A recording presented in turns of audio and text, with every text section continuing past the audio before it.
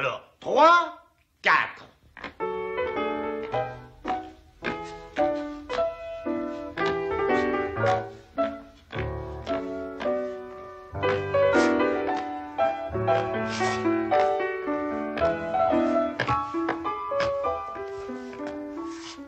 Bonjour à tous, aujourd'hui on se retrouve pour une nouvelle vidéo, encore une vidéo qui n'a rien à voir avec tout ce que j'ai pu faire sur la chaîne. Ça fait un moment que vous en avez parlé, mais du coup je vais faire une vidéo de cuisine. Une vidéo de cuisine sur une tarte aux pommes, la tarte aux pommes de la famille, celle que ma mère fait tout le temps, ma grand-mère fait tout le temps. C'est la meilleure, selon moi. On va faire évidemment la pâte maison et ensuite évidemment le garnissage, les pommes, etc. Donc écoutez, let's go. Évidemment, au niveau des ustensiles, le plat à tarte. Le rouleau, c'est pas nécessaire, mais c'est toujours pratique. Au niveau des ingrédients, du coup, vous voyez tout ici. De la compote, de préférence pas sucrée, parce qu'en général, les pommes suffisent. De la cannelle, c'est pareil, c'est un petit plus, c'est pas obligé. Du beurre, de la farine et un verre d'eau, donc ça servira après. Je vous expliquerai. Et évidemment, 5 pommes. Peut-être que 4 vont suffire, ça c'est vraiment quelque chose qu'il faut voir une fois qu'on y est. Ok, donc là, il va être temps de passer à la pâte. Je vous emmène avec moi au niveau des fourneaux et on va faire ça ensemble.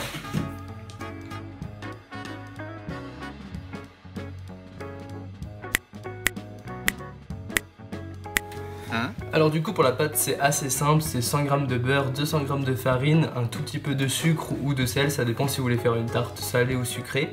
Et ensuite vous rajoutez un demi-verre d'eau pour adapter la texture, parce que le but c'est que votre pâte justement il n'y ait pas des morceaux partout quand vous la mélangez dans la casserole.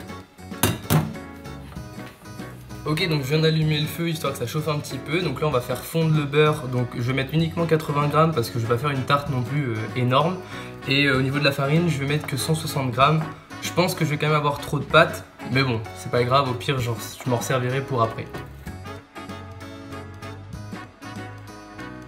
Vous mettez votre beurre dans la casserole et ensuite vous le mettez à chauffer tout doucement. Pour les Bretons qui viennent me parler du beurre salé, Dis-moi le con, je te tape.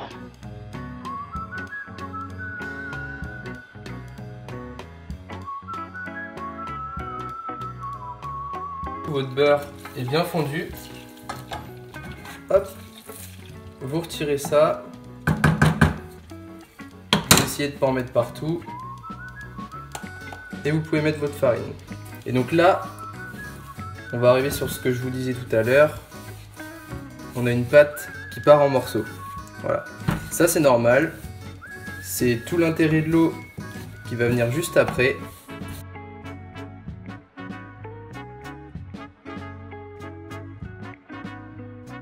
Alors pour le sucre, essayez de faire un peu avant, pas comme moi. Donc ça se fait, un peu comme toute la recette, ça se fait un peu au feeling. Donc vous mettez un peu de sucre. Voilà.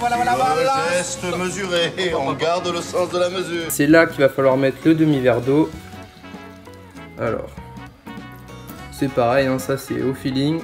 Vous essayez, donc moi j'ai mis que ça pour le moment. Je vais rajouter mon eau, voilà. Et ensuite il faut continuer de mélanger jusqu'à ce que vous ayez la pâte que vous souhaitez.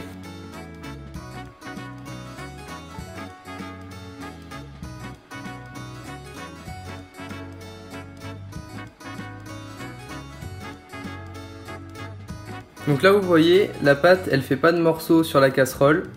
Elle est un peu grasse, donc à la rigueur pourquoi pas rajouter un peu de farine. Mais là du coup elle est plus en morceaux et il y a moyen de la faire. Alors notre pâte du coup elle est bonne. On la met sur la table, évidemment la table elle est propre. Hein.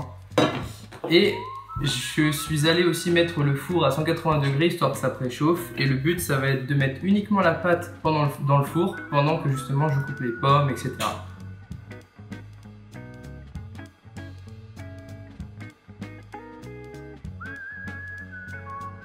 C'était un échec, donc on va faire la méthode maman, hein, voilà, elle s'en sert jamais du rouleau, il y a une raison. Donc vous étalez votre pâte, vous leur faites une boule, voilà, évidemment les mains propres. Vous la mettez au milieu et vous l'étalez à la main. Alors elle sera pas aussi fine que si vous la faites bien au rouleau, etc. Mais bon, c'est plus rustique.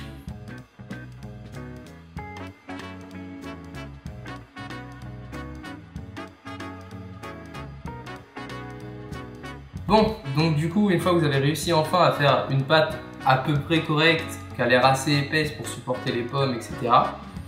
Eh bien, vous pouvez directement la mettre dans le four.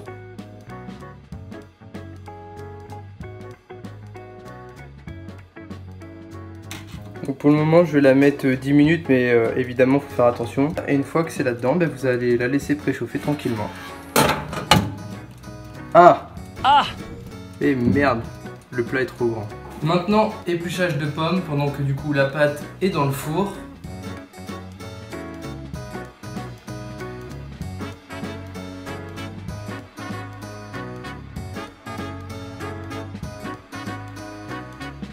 Voilà, donc là la pâte elle est bien, elle est assez uniforme, elle a une allure correcte.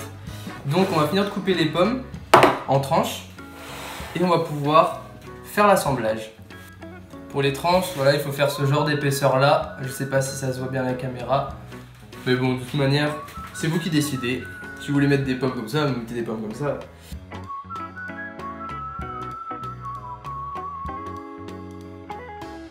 Donc maintenant, les pommes sont coupées. On va pouvoir mettre la compote directement dans la tarte.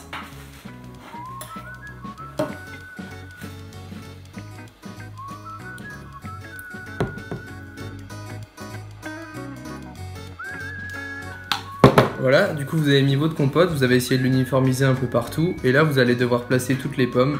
Enfin vous savez, hein, c'est pas sorcier.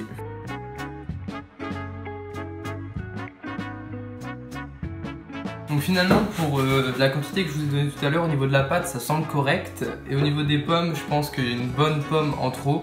Ouh là là. Donc on arrive vers la fin de la recette, il reste plus que la cannelle et un petit peu de sucre de fleur d'oranger à mettre. Ça c'est vraiment le truc en plus, c'est votre petite touche personnelle, vous pouvez mettre ce que vous voulez. Une fois que vous avez fait votre tarte comme vous le sentez, vous pouvez la mettre à cuire, et au niveau du temps par contre, bah, je l'ai pas, donc bah, vous surveillez. Votre tarte est enfournée, vous fermez le four. Bon, vous êtes moins Google que moi, vous avez un plat adapté